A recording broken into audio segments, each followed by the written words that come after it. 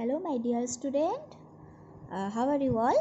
Everyone is fine? Okay, now today I will start class 5 Hindi. Okay, now everyone take out Hindi book, Hindi Surbhi class 5. Okay, आप लोग सभी Hindi Surbhi class 5 book को निकालिए and page number 5. Okay, page number 5. Everyone take out page number 5. Okay, now आज मैं क्या पढ़ाऊंगी बच्चों? आज मैं जो ये कविता थी, इस कविता को मैं पूरा समझा दी हूँ इसके पहले वाले वीडियो में. इस कविता का ये क्वेश्चंस आंसर भी मैंने इसके पहले वाले वीडियो में करवा दी हूँ. आज मैं ये सब मैं करवा दी हूँ. आज मैं ये वाला कराऊंगी, इसका क्वेश्चंस आंसर कराऊंगी. ठीक है, तो नाउ लेट्स स्टार्ट. देखो बच्चों, यहाँ क्या बोला गया है? आशाएं स्पष्ट कीजिए. ठीक है, तीन और सागर की लहरें इसके पाँव पखारती, रंग बिरंगी खिलती कलियाँ इसका रूप संवारती. ये जो पंक्तियाँ है बच्चों, ये कविता से लिया गया है. ठीक है, इस पंक्तियाँ का मुझे आशय स्पष्ट करना है. ये पंक्तियाँ कहाँ पर है बच्चों? देखो तो कविता में ये रहा, यहाँ पर है. ठीक है, तो इन पंक्तियों का मुझे क्या करना है बच्चों? आशय स्पष्ट करना है. ओके बच्चों, तो नाउ देखो मैंने लिख कर रखा है, आप लोग देखो इसका आंसर क्या होगा, अपने कॉपी में लिखो. ठीक है, क्या बोला गया है देखो, इसका आंसर होगा, पहले लिखिएगा, प्रस्तुत पंक्तियाँ भारत देश महान है कविता से लिया गया है. लिखने के बाद पैराग्राफ चेंज कीजिएगा, मतलब ये इतना लाइन छोड़ने के बाद इस मिडिल से लिखना शुरू कीजिएगा. ठीक है, इसे कहते हैं पैराग्राफ चेंज.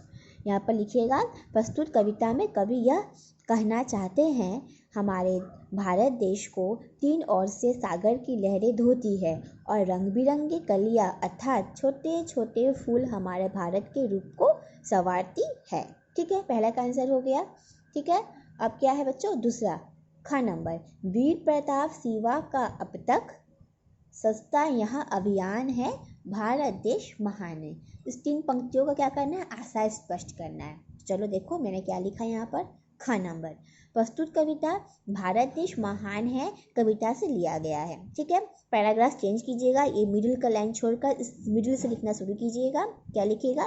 प्रस्तुत कविता में भारत की भौगोलिक और प्राकृतिक स्थिति को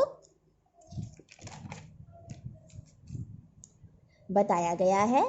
प्रस्तुत पंक्तियों में यह बताया गया है कि हमारा भारत देश कितना महान है. हमारे भारत में वीर प्रताप और शिवाजी का आंदोलन हमारे भारत भूमि पर हुआ था, अतः हम कह सकते हैं हमारा भारत महान है. ठीक है बच्चों, तो मेरा इसका आंसर मैंने बता दिया, इसका भी आंसर हो गया, इसका भी मैंने आंसर करा दिया. ओके, नाउ दूसरा क्या है देखो, 2 नंबर क्या है? कविता के आधार पर पंक्तियाँ पूरा कीजिए. देखो बच्चों, यहाँ पर कविता की कुछ कुछ पंक्तियाँ दिया हुआ है और फिल इन द ब्लैंक जिसको हम कह सकते हैं. ठीक है, खाली स्थान को भरना है.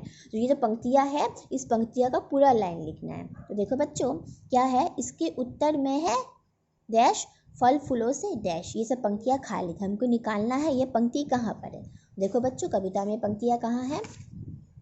देखो ये रहा, कविता में ये पंक्तियाँ कहाँ है बच्चों? देखो यहाँ पर है, देखो ये रहा. ये जो है, यहाँ से मुझे यहाँ तक लिखना है. ठीक है बच्चों, ये मेरा इसका आंसर निकल गया. ठीक है बच्चों, इसका नंबर का आंसर मुझे निकल गया. दूसरा है ख नंबर, डैश लीलाओं का यह तो डैश डैश का डैश नाम है. अब देखो ख नंबर का आंसर कहाँ है? ख नंबर का आंसर देखो बच्चों, ये रहा, ये होगा, ये रहा, राम कृष्ण के लीलाओं का यह तो पावन धाम है, महावीर गौतम गांधी जग भी लेता नाम. ठीक है, यहाँ से यहाँ तो पहला क का आंसर ये रहा, दूसरा ख का आंसर ये रहा. ओके बच्चों, आप लोग अपने अपने बुक पे टिक मार्क कर लीजिए. Okay okay, now next question क्या बोला है बच्चों? नेक्स्ट, नीचे दिए गए प्रश्नों के उत्तर लिखिए. कवि ने भारत को धरती का स्वर्ग क्यों कहा है? बोलो बच्चों, इसका आंसर क्या होगा? इसका आंसर देखो मैंने यहाँ लिखा है, इसका आंसर होगा हमारा भारत देश जो है वो सब देशों से अलग है, इसलिए कवि ने भारत को धरती का स्वर्ग कहा है. ठीक है बच्चों, हमारा भारत देश जो है सब देशों से अलग है. क्योंकि वो क्यों अलग है? क्योंकि इसकी जो शान है बहुत ही निराली है, इसलिए हमारा भारत को धरती का स्वर्ग कहा जाता है. ओके बच्चों, आंसर समझ में आया? Very good. Now next question ख, भारत के भौगोलिक रूप का वर्णन अपने शब्दों में लिखिए। भौगोलिक रूप का वर्णन करना है, तो भौगोलिक रूप का वर्णन हम कैसे करेंगे? सुनो बच्चों, ध्यान से सुनो, मैं क्या कह रही हूँ और इसको अपने कॉपी में लिखना। मैंने इसको लिख कर नहीं रखा है। भौगोलिक रूप का वर्णन अर्थात आप लोग ऐसे लिखिएगा कि हमारे भारत देश में, ठीक है बच्चों, ध्यान से सुनो, हमारे भारत देश के उत्तर में है हिमालय पर्वत। ये हमारा, हम आपको नेक्स्ट ख नंबर का आंसर बता रहे हैं, ठीक है। आप लोग लिखिएगा हमारे भारत के उत्तर में है हिमालय पर्वत। क्या है? हमारे भारत के उत्तर में क्या है? हिमालय पर्वत है। तो आप लिखिएगा हमारे भारत के उत्तर में है हिमालय पर्वत है। वहाँ पे लंबा सा एक ब्रिज है जिसमें फल फूल लदे हुए हैं। हमारे यहाँ भारत में 3 और सागर है, ठीक है बच्चों। तो ये हमारा दूसरा का आंसर हुआ। कौन सा का आंसर हुआ? ख का आंसर हुआ, ठीक है बच्चों, ख का आंसर हुआ भौगोलिक रूप। भौगोलिक रूप मैंने क्या बताया बच्चों? इसका आंसर फिर से बता रही हूँ, सुनो ध्यान से। हमारे भारत के उत्तर में है हिमालय पर्वत, वहाँ पे लंबा सा एक ब्रिज है जिसमें फल फूल लदे हुए हैं। हमारे भारत के 3 और सागर है जिससे हमारा भारत महान है, ठीक है। ये हमारा हुआ ख का आंसर। ग का आंसर क्या है? भारत की प्राकृतिक सुंदरता का वर्णन कीजिए। भारत की प्राकृतिक सुंदरता का क्या क्या होगा?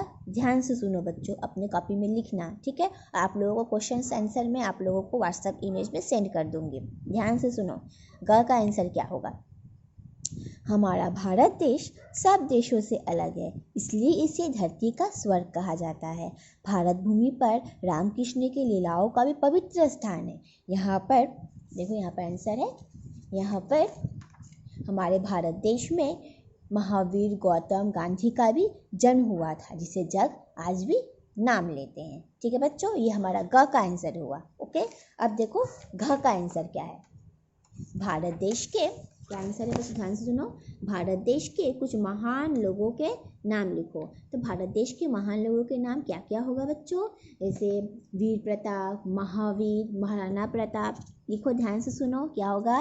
वीर प्रताप, महावीर, इसके बाद गौतम बुद्ध, गांधी जी, या भगत सिंह, ठीक है, महाराणा प्रताप, लक्ष्मीबाई। ये सब जो है हमारे कुछ महान लोगों के नाम है, ठीक है बच्चों। आप लोग ध्यान से रहिए अपने घर पे। और आप लोगों का होमवर्क ये रहा। आप लोग कॉपी में इसको पूरा यहाँ तक लिखकर मुझे व्हाट्सएप पे सेंड कीजिएगा। और आप लोगों को व्हाट्सएप में इसका मैं जो आंसर लिखी हूँ आप लोगों को मैं सेंड कर दूँगी।